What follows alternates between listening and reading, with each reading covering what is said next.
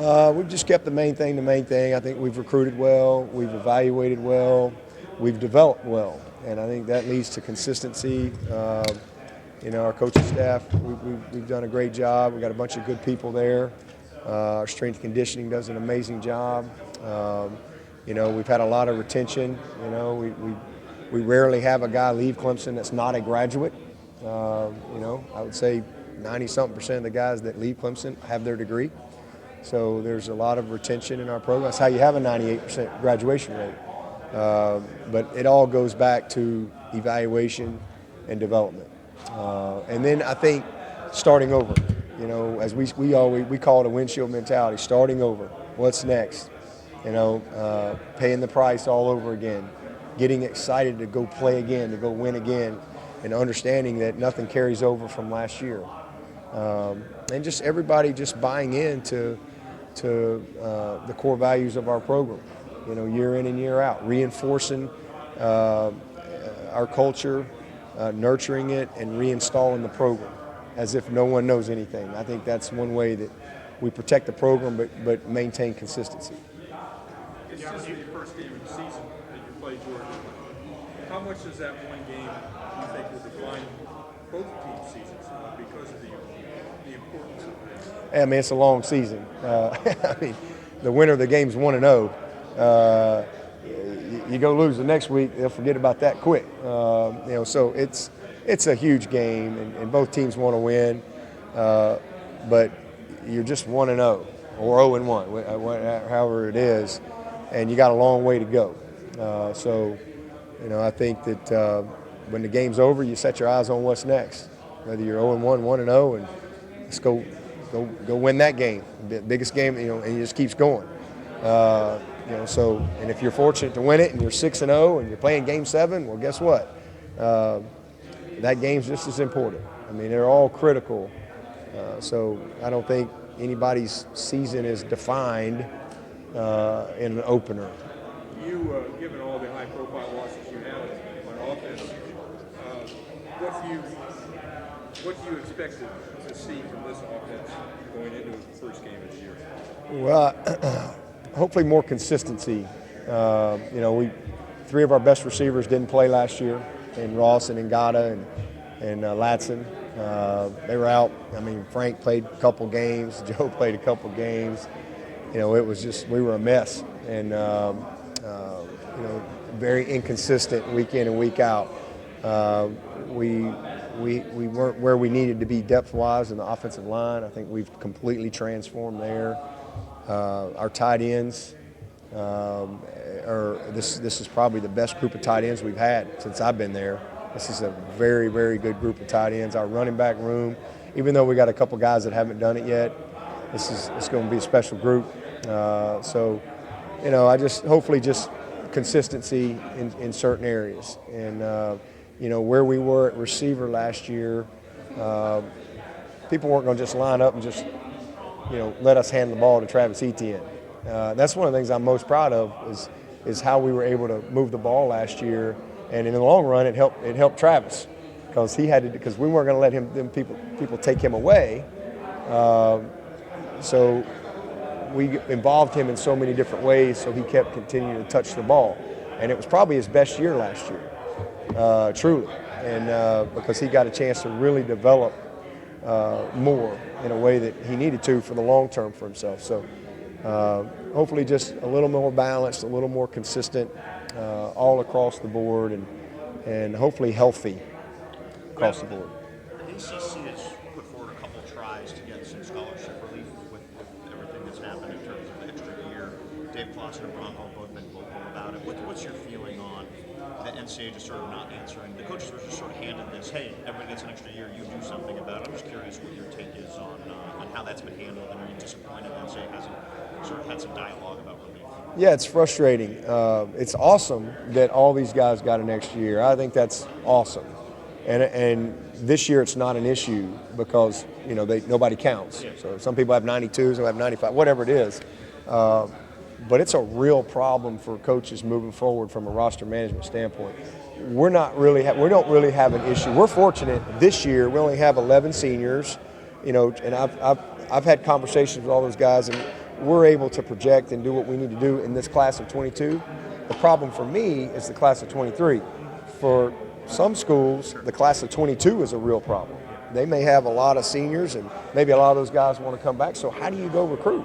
You don't know how many scholarships you have. You know, it's hard to ask a kid right now, hey, in 2 years, are you going to want that COVID year?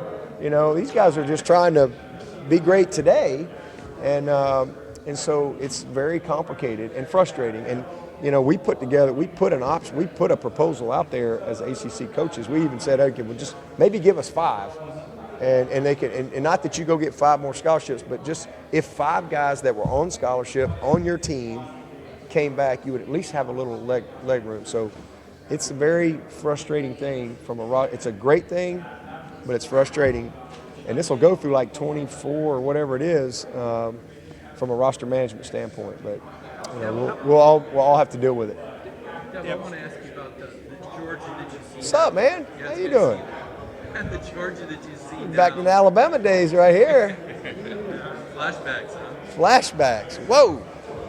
The Georgia that you see now, Kirby Smart's Georgia versus the last Georgia you saw against Mark Richt. Some 10,000-foot observations about the program now that you're playing versus last time. Last Georgia I saw kicked our butt right there in Athens. We got smashed. And so hopefully it won't be that version. They were really, really good. But, you know, different day and age. Man, Kirby's done an unbelievable job. I mean, they may be the best team in the country. I mean, they've recruited well.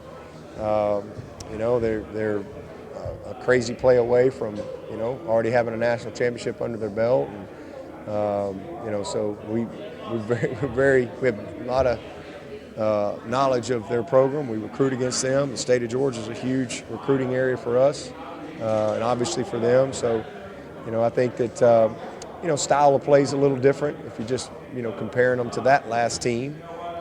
College football has evolved. Like, what was that, 14 maybe when we were down there?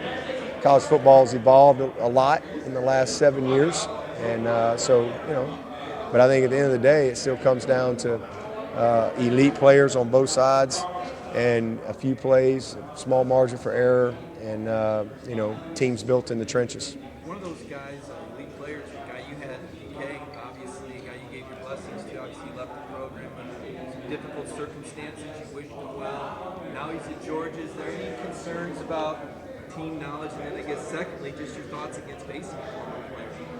Well, I mean, he's a great player, so it's a tough challenge because he's another great one, and love DK, and you know, pulling for him, as I said the other day, to, you know, hopefully have a great year, and you know, hopefully have a whole great season except one game. But he's, you know, DK's a young man I love deeply, and you know, sometimes they're, you know, you just. There needs to be a change, you know, for both sides. I don't know if anybody's ever been divorced or anything like that, but sometimes, you know, it's just best to you know, go a different path. But I'm happy that he's at a good place, you know, a great program. He'll be well coached there, and I just want to see him finish well. And you know, it's no different than you'll see more and more of this with the transfer portal and the way it is. It's no different than the NFL. You know, Tom Brady's got to play the Patriots this year. So hopefully DK don't have quite the intel that Tom Brady may have. But you know, I'm sure his familiarity is a plus for him. But we're familiar with him too. So. Yeah, well, I understand why you're opposed to the playoff system expanding. Realistically, there's probably maybe a dozen programs going into every season that have a realistic shot to make a 14 playoff. Yep. So what would you say? I would agree with that. Going into it, there might be 10 or 12 teams that have a real shot, but at the end of the season, there's not 12 teams good enough to win it. That's what I mean by that. So what would you say to all the programs who are not included in that dozen, let's say, who think, okay, a 12-team playoff would now give us a shot to get in? Do you understand their? Sure, absolutely. Oh yeah, absolutely. I certainly understand that. And so now it's all about the playoff. But my main thing is that it was never about that. You know, it was always about getting the postseason, having a great season. You know, winning your league, winning your rivalry games, having the best finish you could be. And, if you're fortunate enough to get in that conversation, it would play out. And that's what made college football unique. And I think the more we go, then the more it's just the NFL. And so, now you got guys opting out. Nobody opted out before the 4-team playoff. And I'm on record, I wasn't for the 4-team playoff.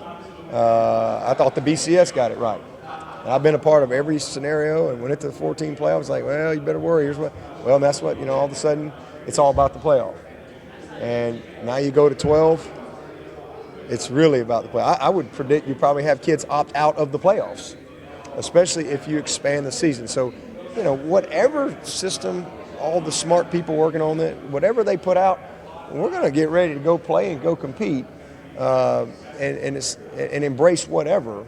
But I think we, as I said in there, we need to move past having the conversation of what Coach Swinney thinks or Coach Saban thinks or whoever, what they think about expansion. I don't think it matters because I think that train's out the gate. I think the conversation now is what's best for the player.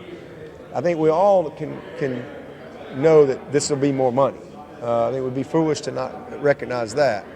And maybe the fans, this is what they want. I don't know. I assume this is what they want.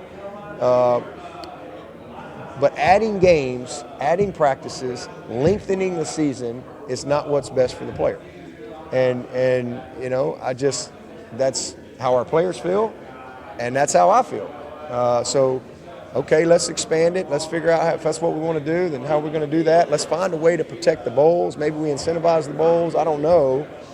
Because all those teams, there's a lot of teams that have zero chance to win a national championship. And so let's still nurture the tradition of college football, and let's find a way to save the bowl games. And let's if we're going to expand more games in the playoffs, then we need to talk about less games in the regular season. It's my opinion. You think even in a 12-team field, there's still